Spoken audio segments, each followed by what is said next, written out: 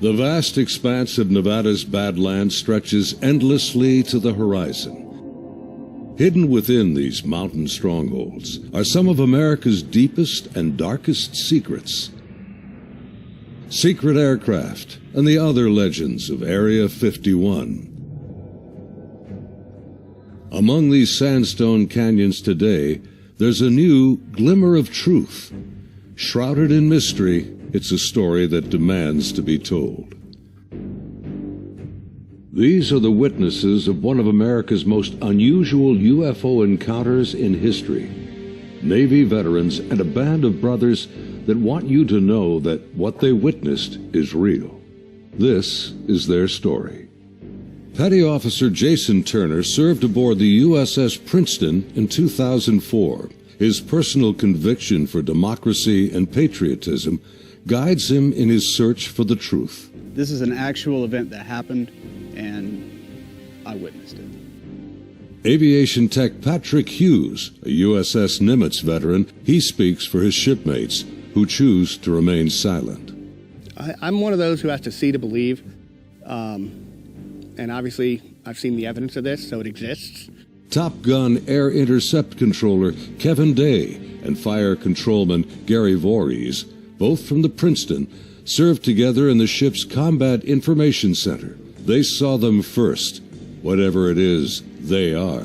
They wanted to show themselves, whatever they were. I don't think they wanted anything really to do with us. They were literally breaking the laws of physics in my eyes. These sailors are here for truth and vindication, and their story goes back over a decade to a time and place that marked a departure for all of them, both in their Navy careers, but also in their knowledge of the limits of man's technological understanding of our world.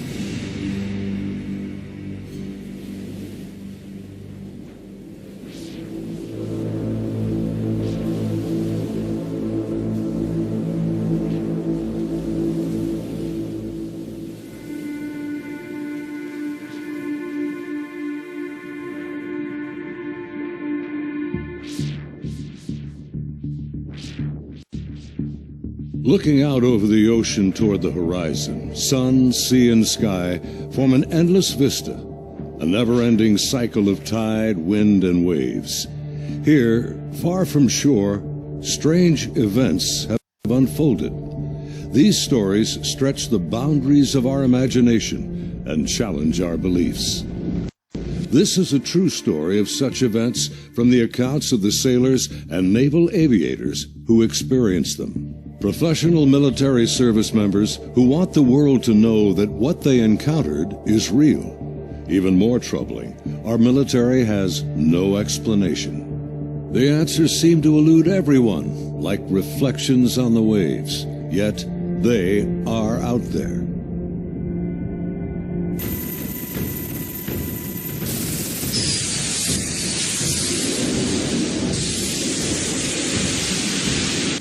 November 10th, 2004.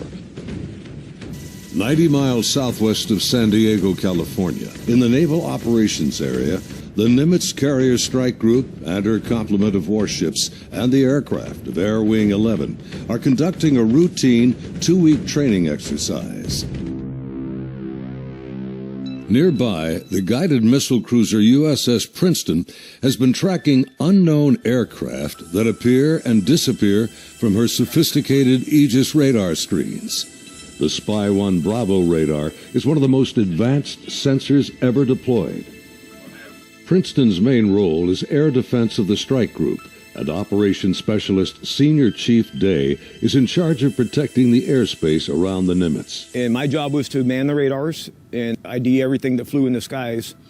And I also sat a position called Anti-Air Warfare Coordinator, where if we ever had to go to war, I was the guy that was going to launch the missiles and kill shit. In addition to that, I was the Air Intercept Controller. When the Super Hornets take off the carrier, I'm the guy that takes control and takes them to the fight and gets them home safe. And there was a lot of experience in that room. The captain had 28 years, I had 18 years. And the Aegis ship is our newest weapons system afloat. It's got the Spy 1 radar system, phased array radar system, and I was an expert on that. Inside the Combat Information Center, Chief Day's attention is focused on a group of unknown aircraft on the Spy 1 screen. He's trying to identify them. I was on watch, and we were probably 100 miles, I forget how far exactly that day we were, off the coast of San Diego southwest, kind of off the coast of Mexico, Baja.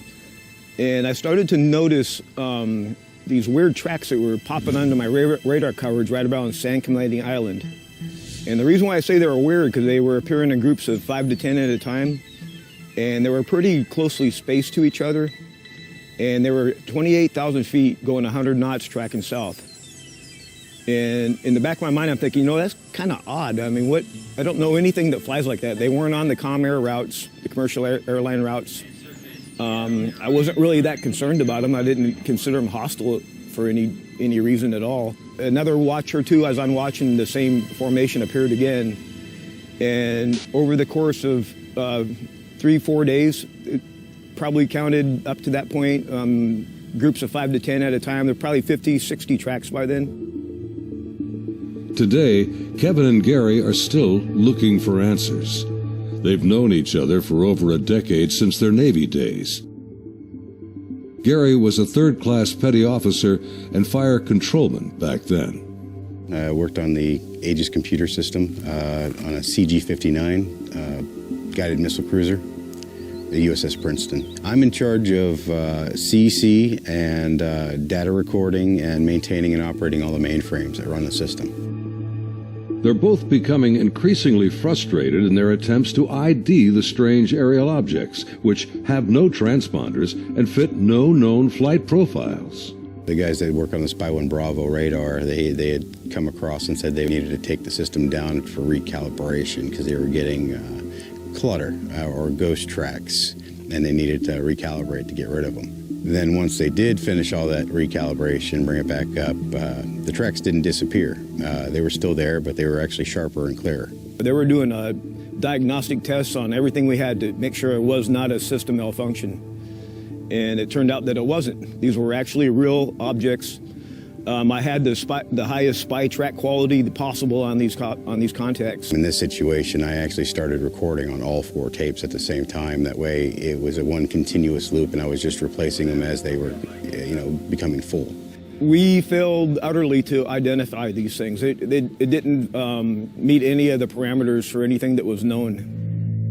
In some cases, they seem to descend from space and then suddenly plunge to near sea level in seconds. Coupled with the unidentified nature of the craft and lack of clearance, these extreme flight observations are very troubling to the crew assigned to protect the carrier group from aerial threats. Sunday, November 14th, morning. The Nimitz deck crew is busy launching FA-18F Super Hornets, helicopters, and E-2 Hawkeye early warning planes. The mission? Simulated air defense, or ADEX training over the Pacific. The winds are calm, the skies are clear, a near-perfect day for flying.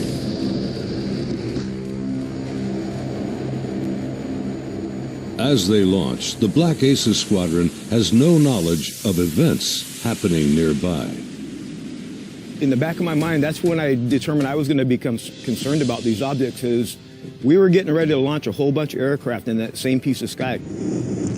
Fast Eagle climbs out to 20,000 feet and heads to the cap station about 40 miles south of the carrier. The cap is a rendezvous point used to form up with the other airplanes.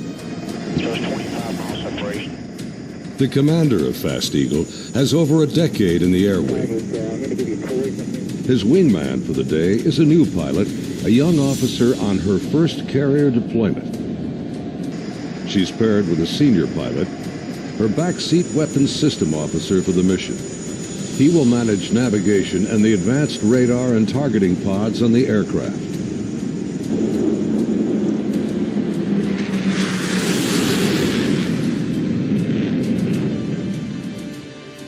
Overhead, an E-2 Hawkeye from the Wallbanger Squadron is on station directing the aircraft. Banger provides eye-in-the-sky command and control during carrier flight operations. Back in the Combat Information Center on Princeton, the mysterious objects are back. And today is the first time Senior Chief Day has jets in the air that can intercept the mysterious aircraft. Seeing these contacts, Captain Smith orders me to intercept one of them. So I went back to the console. I picked the closest one that was to us, and I had intended to let the Hawkeye do the intercept because they already had control. It was just easier.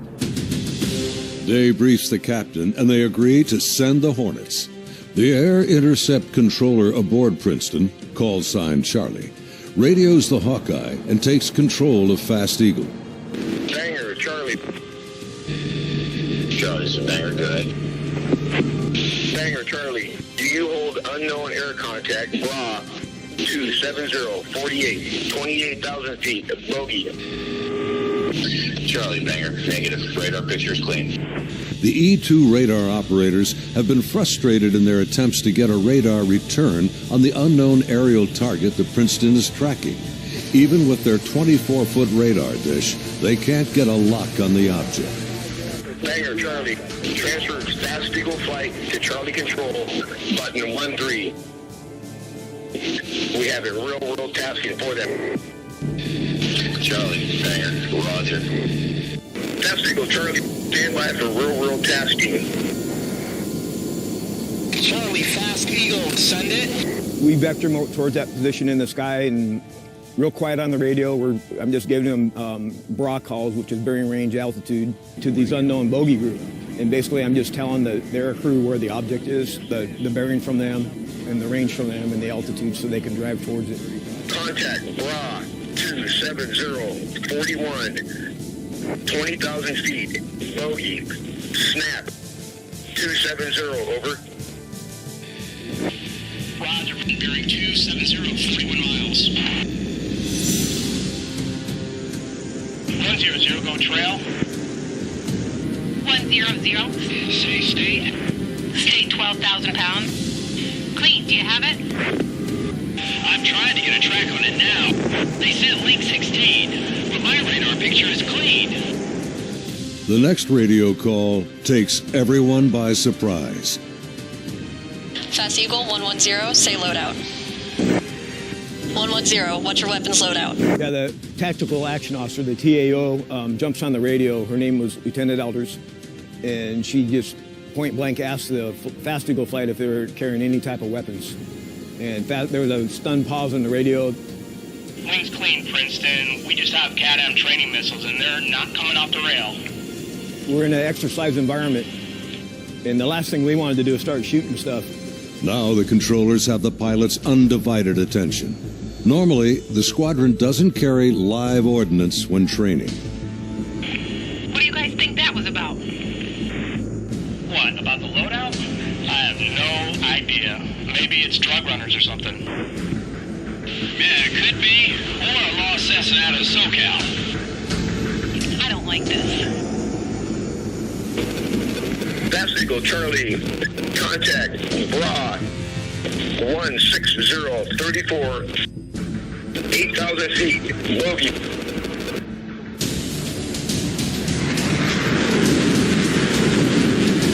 Roger, 34 miles at 8,000. Committed. Your call. Continuing. As Fast Eagle approaches the target, they see nothing unusual. Their onboard radars can't get a lock on the object. Fast Eagle, Charlie, bra 160, 10, 8,000 feet. Roger.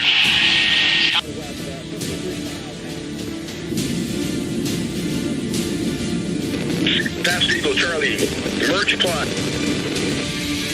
Basically what the merge plot means on the radar, you got two objects in the same vertical piece of sky, so when I'm looking at the 2D display, it looks like a one radar blob now. Confirm the object appears stationary. I had it at 17.7. Showing, again, basically no airspeed on it. Hey, you guys seeing us?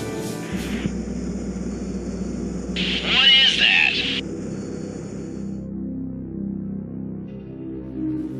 As the Super Hornets approach the target, they see a disturbance on the ocean surface.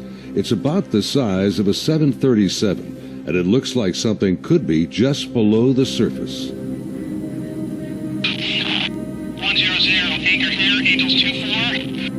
Roger.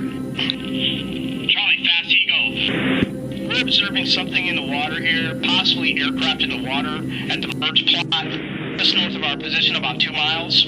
Charlie, roger. I'm descending to Angels 14 to take a look. Do you think that's our unknown? Man, not sure. Radar's clean. As soon as he got to the merge plot position, the object that he was intercepting dropped from 28,000 feet down to 50 feet above the water in 0.78 seconds, as I found out later the next day. As the Super Hornets get closer to the ocean disturbance, he suddenly spots another craft above it, a much smaller white object with an oblong shape, hovering, then darting just above the waves.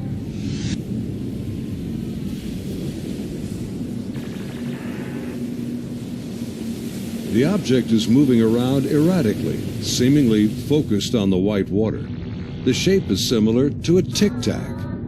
It's smooth like porcelain. It's not an airplane.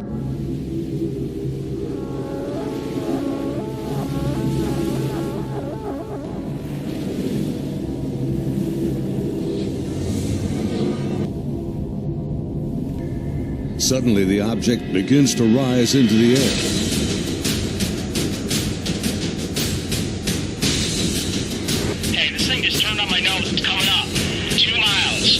The strange craft begins mirroring the turn rate of Fast Eagle. Tower 1 Fargate, 287, 2 miles, Angels 5. The object is now at his 3 o'clock position as he continues to turn with it. He's turning hard, 3,000 meters. We had the external communications in the speaker in combat so everyone could listen to it. And the next thing I hear in the radio going, oh my God, I'm engaged, I'm engaged. 1,000 meters, he's southwest, Angels 8.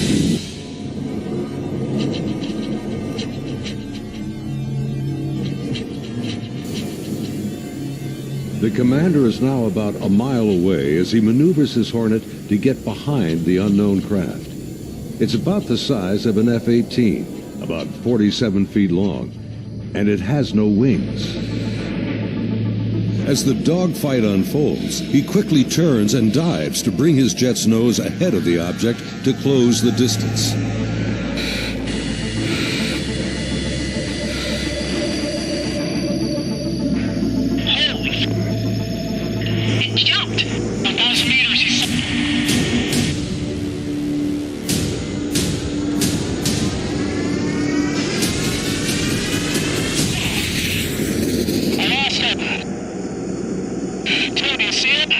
Suddenly, the tic-tac rockets past.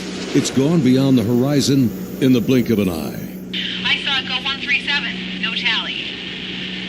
That didn't just happen. Say again. Fast Eagle Charlie, sir, you're not going to believe this, but the bogey group is now back at your cap station.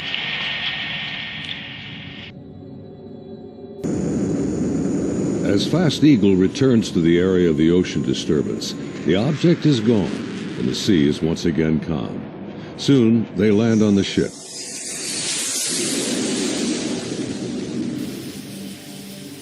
Back on board Banger, the flight crew has been listening to the radio transmissions from Fast Eagle. The crew has been tracking the intercepts on their advanced display systems called the CEC. One of the radar operators, who wishes to remain anonymous, describes hearing the fear in the pilots' voices, and he knows this is no drill. I had a good friend who flew on the Hawkeyes. We've been calling him Roger to protect his identity because he didn't want to come forward at this time, but he wanted to contribute to the story to verify that it actually happened. So there were 5 people in the airplane. Roger would have been sitting in the radar officer seat, which is towards the back middle of the plane. To the side of each one of them, or behind them, depending how the chair's rotating, is a window. Suddenly, his attention is drawn to something outside the Hawkeye. He and the entire crew watch in disbelief as a tic-tac object suddenly forms up on their E2 and then just as quickly shoots away from sight. The crew is left in disbelief.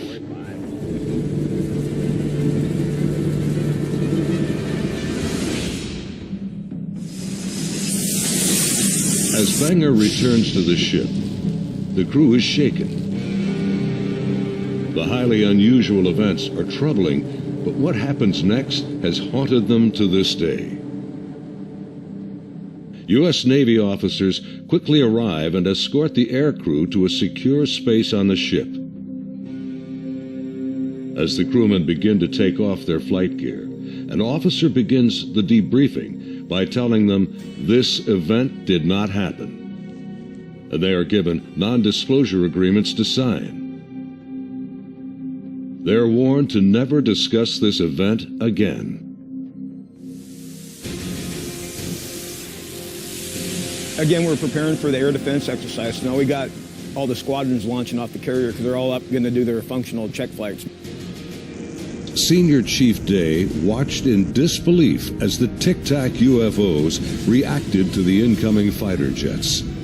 All the objects in the sky, they all dropped out of the sky from 28,000 feet down to 50 feet. Based on the Spy 1 Bravo radar system, the object descended at over 24,000 miles an hour. It was unbelievable because normally what would happen if a normal aircraft did that? First of all, it would fly apart. It wouldn't be able to withstand the G-forces, and there would be multiple sonic booms. It would be boom, boom, boom, boom, boom, boom, boom, boom, boom, and this did not make any sonic booms. From what I observed, I saw that it went from, right around between 25 and 30,000 feet down to sea level and below sea level. Contact, tag number 042. Below sea level was confirmed to me by the actual sonar techs that were in combat, in communications with other techs that had said they had an active track on it under the water.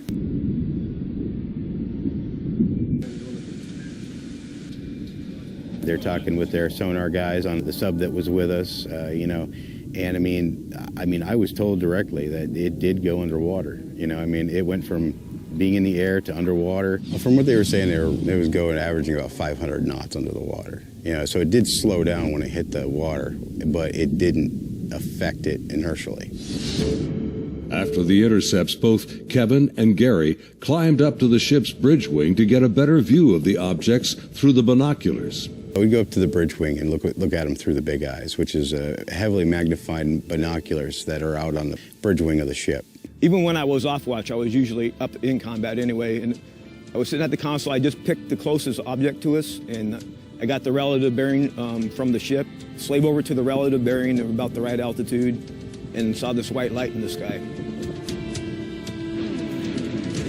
The movements were smooth to erratic. They just moved from one point to another. It was always a very sharp and clean movement. It always felt like a constant speed, not like speeding up. Just it needed to go to that point, and it decided to do it at this speed. And then it would just go from nothing to the speed they were going to go, and then stop at the next point. Meanwhile, back on the Nimitz, aviation tech Patrick Hughes is working to secure the classified data recorders from the Hawkeye that encountered the Tic Tac. We pull out their hard drives. We call them RMCs. We call them bricks because they physically heavy like a brick. But they contain the software to run the airplane. And they also record a lot of the data that the aircrew sees during the flight. So we take the removable stuff, we take it out, we go downstairs, back to our shop. Patrick's job involves tracking the chain of custody of the hard drives. Then we open up the safe, put them in the safe. We've got tracking sheets so we know what RMCs are on what airplane. We know who signed them out, who put them in the airplane, who took them out of the airplane. As he gets ready to wrap up the mission, there's a knock on the door. Our commanding officer's there, two other guys in flight suits who I'm assuming were Air Force officers, because pretty sure that's the insignia they had on. But they were not on the ship earlier. I did not see them come on the ship, so I'm not sure how they got there. But the skipper basically said, I need the bricks off the flight. We opened the safe, we put them in the bags. He took them, he took his two anonymous officers and left. The officers, with the classified hard drives in hand, soon board an HS-60 Seahawk helicopter and leave Nimitz.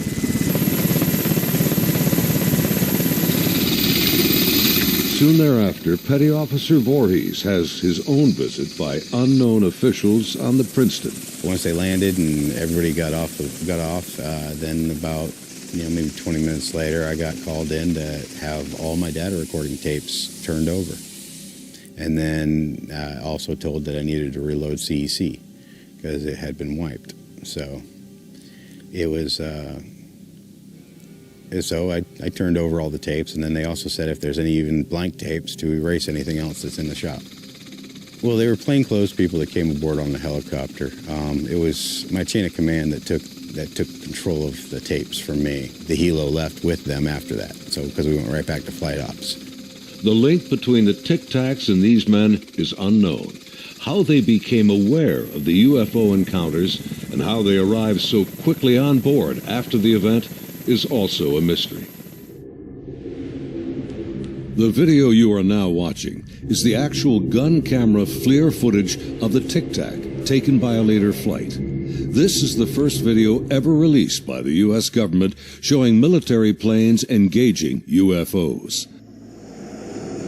The advanced targeting pod, known as ATFLIR, works in both TV mode and infrared mode.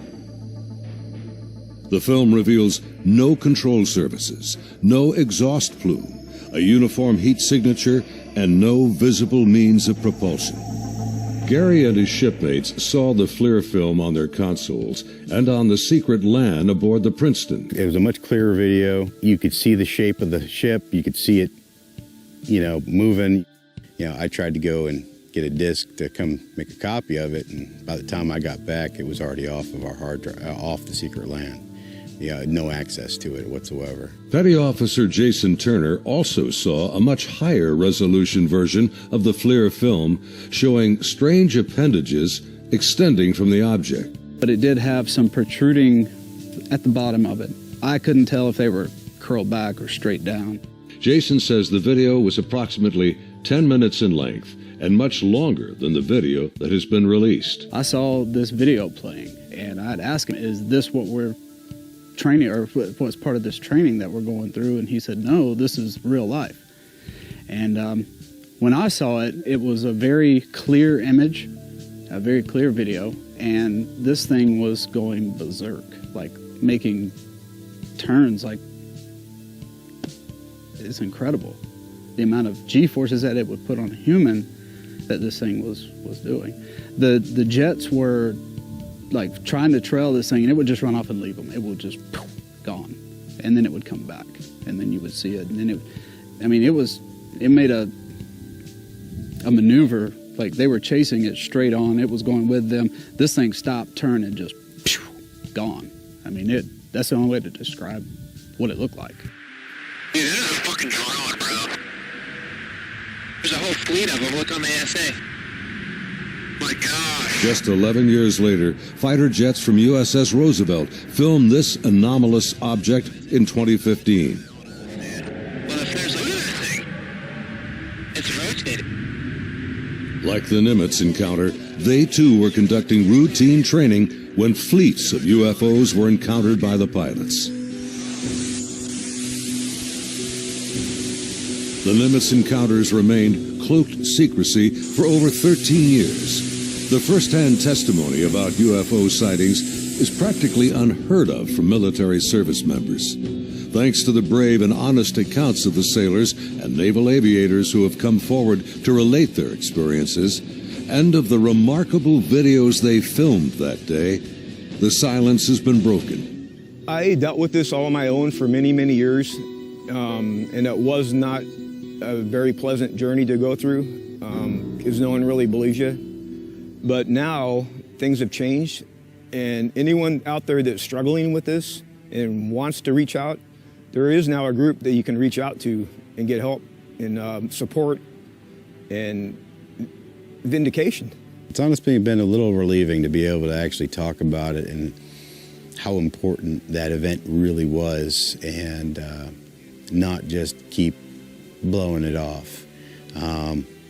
There's people out here that really need to know and want to know, and you have the support of me and Kevin and my other shipmates that have come forward and decided to talk about it. My role is to describe the story and convince people that yes, this event really happened and these objects were really real, but what they are, I have no idea. it is something. I want to know what it is. That's the whole reason I chose to come forward to contribute to the story, because there is a story here. There is more information here. And the more of us that talk about it, the better chance of the full story coming together. And it's vindication for us that other people are looking into it, and we finally tell our story and people listen. If you need to get a hold of us or would like to talk to any of us, Kevin, me, or any of the other guys that have come forward, there'll be an email address at the end of this video that you can contact them and they can get a hold of us. If you or someone you know has witnessed unknown objects from military ships or planes, please contact us at the address on your screen. You can remain anonymous.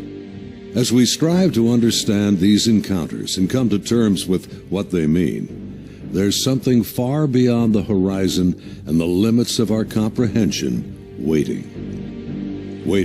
for all of us.